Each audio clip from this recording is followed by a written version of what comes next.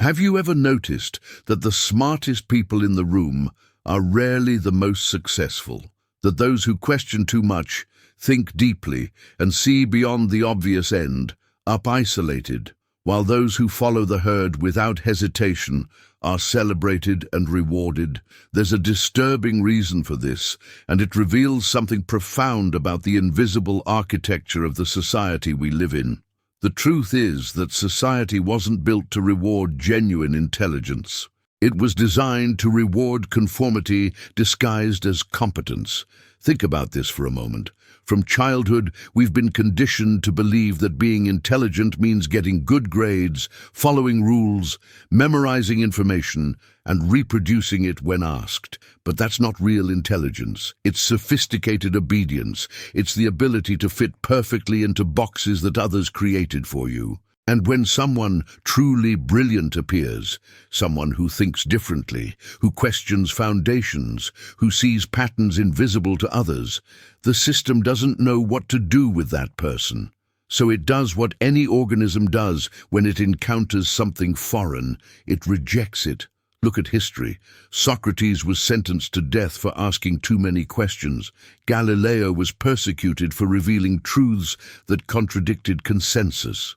Van Gogh died in misery, misunderstood, while mediocre painters who followed the conventions of the time were celebrated. Nikola Tesla, one of the greatest geniuses in history, died alone and poor, while less brilliant but more socially skilled men built empires on his ideas. This pattern is not coincidence, it's design.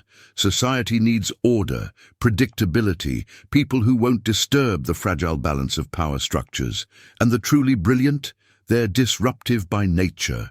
But why does this happen? Why is mediocrity so well rewarded while genius is punished? The answer lies in something few want to admit.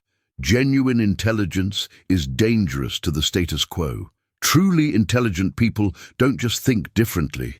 They see through the comfortable lies that sustain society.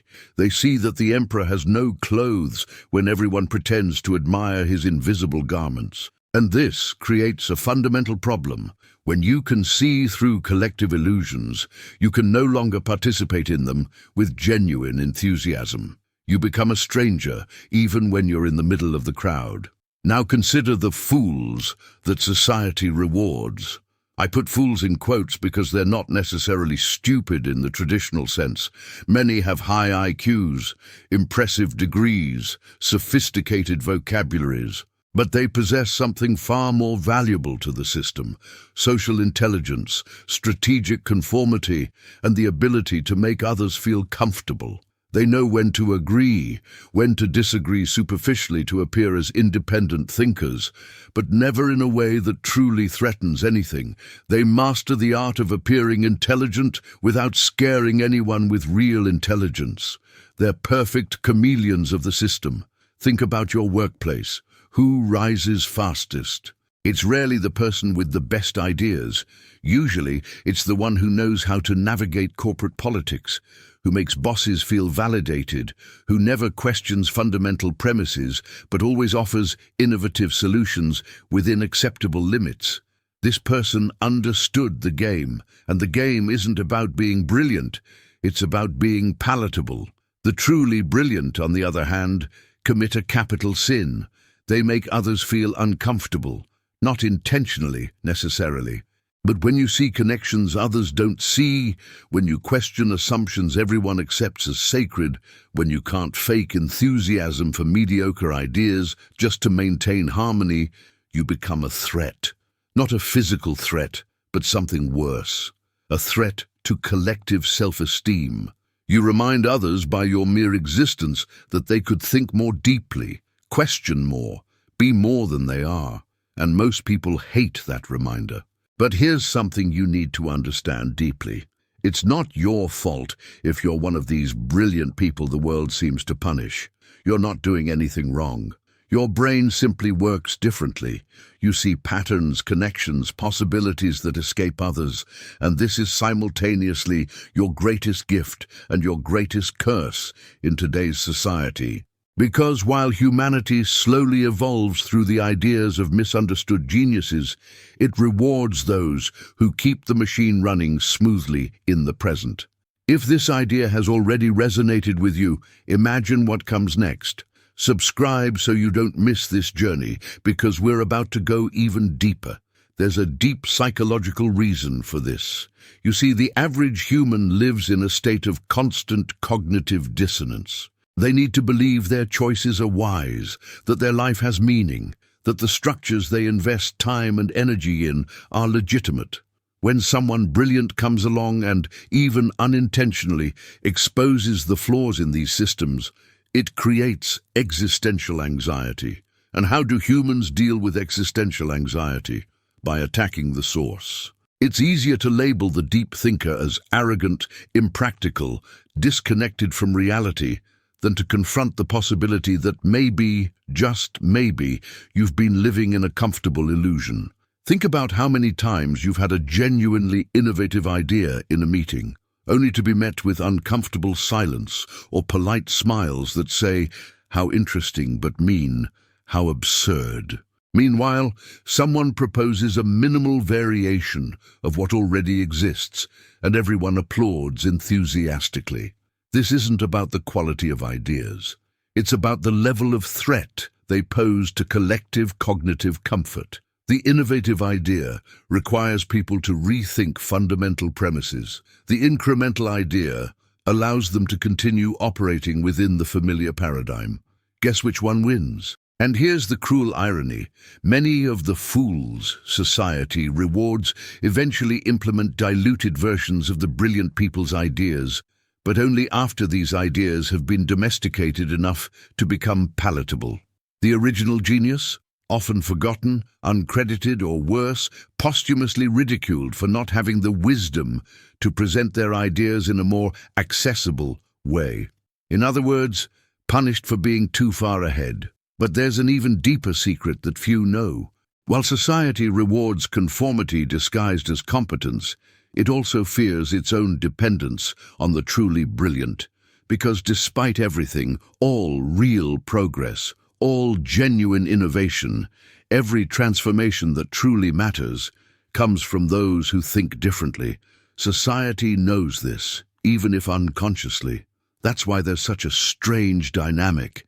The same people who punish and isolate brilliant thinkers during their lives celebrate them after their deaths. Van Gogh didn't sell a painting in his lifetime, but now his paintings are worth millions. Tesla died in poverty, but today we carry his name on luxury electric cars. This pattern reveals something disturbing. Society can only digest genius when it's no longer alive to challenge it. So what do you do with this information? If you're one of these brilliant people who's always felt out of place, misunderstood, punished for your own intelligence, first, you stop blaming yourself. You understand that the problem isn't you. The problem is a system that prioritizes stability over evolution, conformity over creativity, comfort over growth. Second, you find your tribe, because although rare, others like you exist. And when you connect, something magical happens. Genius is validated, loneliness diminishes, and you realize you're not crazy. You're just seeing clearly in a world that prefers the comfortable fog of illusion. Third, you learn the subtle art of translation. This doesn't mean compromising your ideas or becoming mediocre.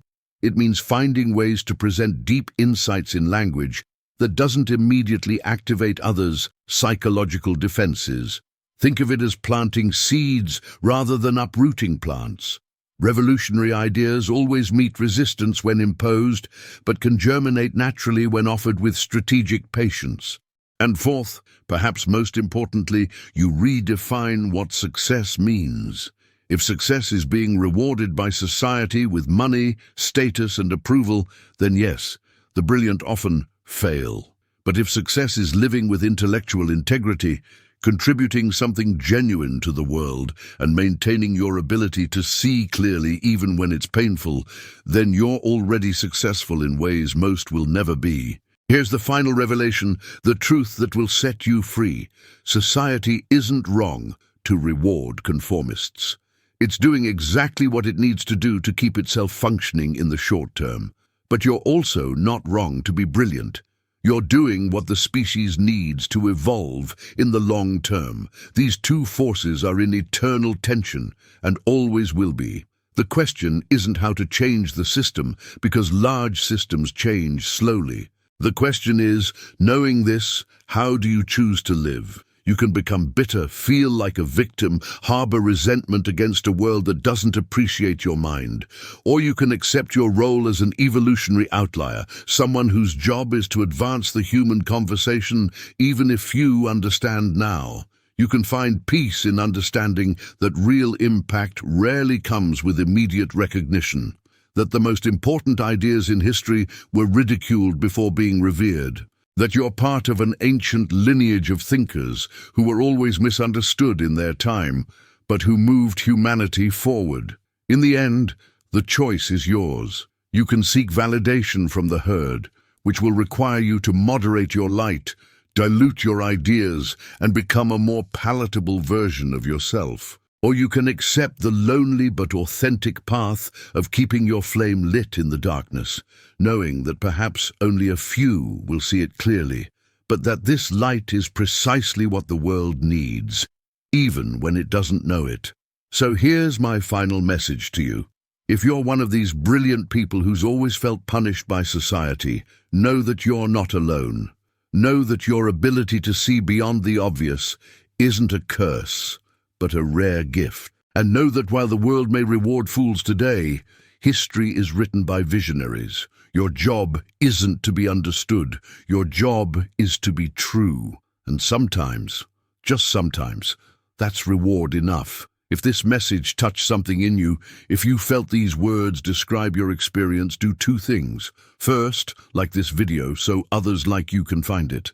Second, share it with someone who needs to hear they're not crazy, just awake in a world still sleeping. And subscribe, because we'll continue exploring these uncomfortable truths that transform lives. Thank you for being here. Your brilliant mind is needed, even when the world doesn't know it yet.